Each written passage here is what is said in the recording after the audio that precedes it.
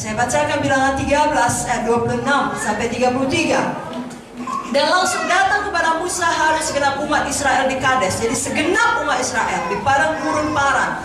Mereka bawa pulang kabar kepada keduanya dan kepada segenap umat itu, dan memperlihatkan kepada sekaliannya hasil negeri itu. Mereka ceritakan kepadanya, kami sudah masuk ke negeri kemana kau suruh kami, dan memang negeri itu berlimpah-limpah susu dan madunya, dan inilah hasilnya. Hanya bangsa yang diam di negeri itu kuat-kuat, dan kota-kotanya berkubu dan sangat besar. Juga keturunan Enak telah kami lihat di sana. Orang Amalek diam di tanah Negeb, orang Het, orang Jebus, orang Amori diam di pegunungan, orang Kanaan diam di sepanjang laut, di sepanjang tepi sungai Yordan.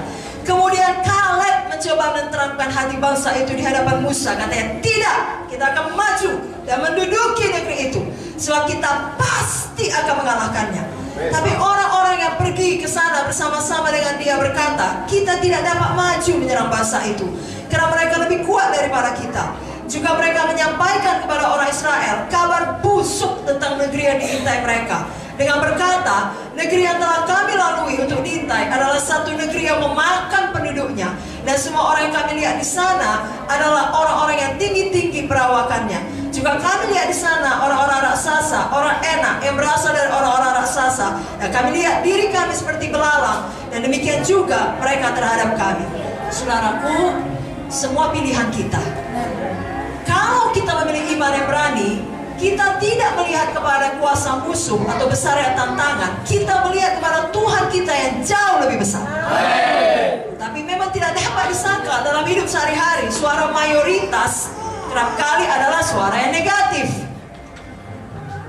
Bagaimana tidak? Kalau saudara sakit, tubuh saudara mengatakan saudara sakit. Keluarga saudara melihat saudara sakit. Dokter membuktikan saudara sakit. Mayoritas bukan? Tapi firman berkata saudara sembuh. Iman yang berani berkata saya sembuh. Ya, mayoritas berkata daerah ini adalah daerah yang sukar. Jangan bersaksi terlalu semangat, nanti akan ada bahaya, akan terlalu banyak resiko. Tapi firman berkata tidak ada yang kebetulan. Ya, kalau Tuhan menanam kita di situ, berarti Tuhan akan menolong supaya kita bertumbuh di situ. Dan dimanapun kehendak Tuhan, disitulah tempat yang paling aman. Adalah kita yang memilih untuk memiliki iman yang berani seperti Kaleb. Kalau firman Tuhan berkata kita sanggup melakukan segala perkara, maka kita sanggup melakukan segala perkara. Karena firman Tuhan tidak berubah walau langit bumi berubah. Biar malam ini kita membuat satu komitmen.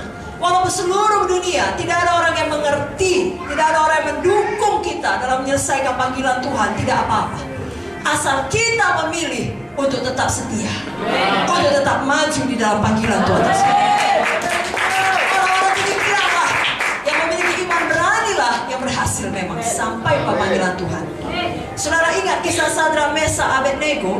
Mereka juga punya iman yang berani. Mereka tetap setia mengikut Tuhan walau resikonya nyawa mereka.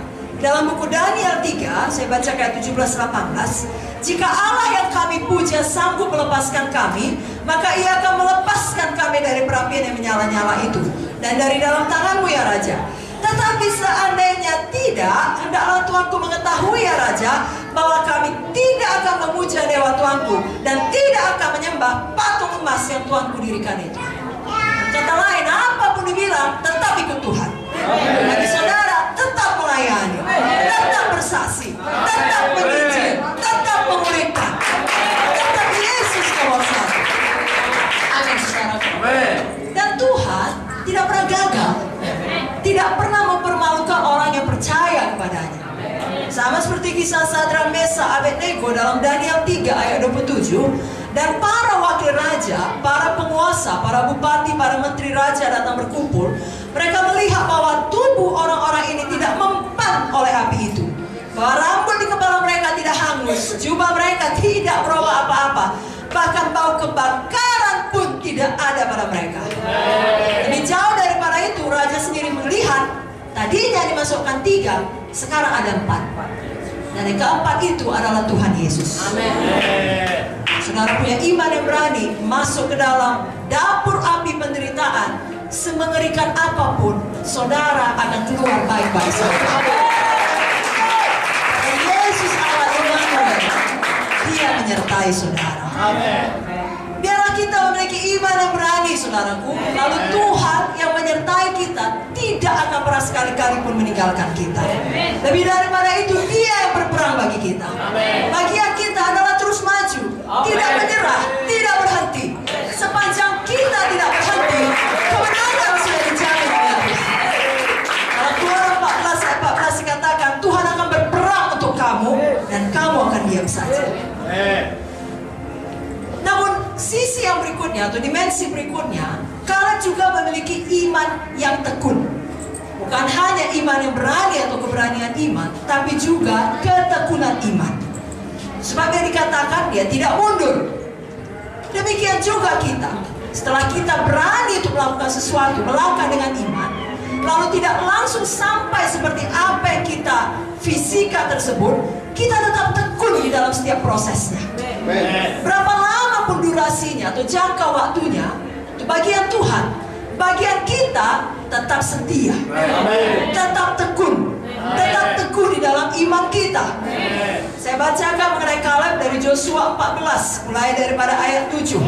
Aku berumur 40 tahun ketika aku disuruh Musa hamba Tuhan itu dari Kades Barnea untuk mengintai negeri ini. Dan aku pulang membawa kabar kepadanya yang sejujur-jujurnya. Sedang saudara-saudaraku yang bersama-sama pergi ke sana dengan aku membuat tawar hati bangsa itu. Aku tetap mengikuti Tuhan Allahku dengan sepenuh hati. Pada waktu itu Musa bersumpah, katanya, sesungguhnya tanah yang diinjak oleh kakimu itu akan menjadi milik pusakamu dan anak-anakmu sampai selama-lamanya. Sebab kau tetap mengikuti Tuhan Allahku dengan sepenuh hati. Jadi sekarang sesungguhnya Tuhan telah memelihara hidupku seperti yang dijanjikannya. Kini sudah 45 tahun lamanya sejak diucapkan Tuhan firman itu kepada Musa. Dan selama itu orang Israel mengembara di padang gurun. Jadi sekarang telah berumur 85 tahun aku hari ini. Pada waktu ini aku masih sama kuat seperti pada waktu aku disuruh Musa. Seperti kekuatanku pada waktu itu, demikianlah kekuatanku sekarang untuk berperang dan untuk keluar masuk. Oleh sebab itu, berikanlah kepadaku pegunungan yang dijanjikan Tuhan pada waktu itu.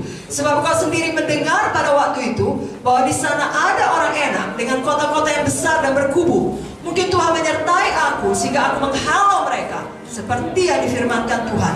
Lalu Joshua memberkati Kaleb bin Jefune dan diberikannya lah Hebron kepadanya menjadi milik pusakanya. Itulah sebabnya Hebron menjadi milik pusaka Kaleb bin Jefune orang Kenas itu sampai sekarang ini. Karena ia tetap mengikuti Tuhan Allah Israel dengan sepenuh hati.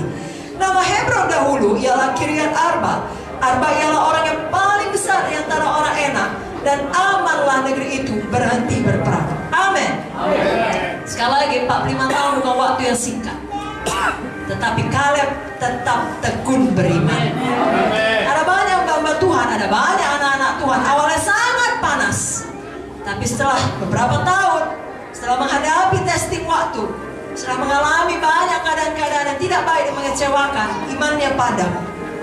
Kehidupan rohaninya juga ikut redup dan padam, meninggalkan pelayanan, bahkan meninggalkan Tuhan. Jangan ada kita satupun yang demikian. Ya, kita tahu mengikut Tuhan tidak seperti lari jarak pendek, tapi seperti lari maraton. Orang-orang yang lari maraton dibutuhkan endurance, ketahanan, ketekunan, saudaraku. Sebabnya Roma 12 ayat 11 mengatakan, janganlah hendaknya kerajinanmu kendor, biar rohmu menyala-nyala dan layanilah Tuhan.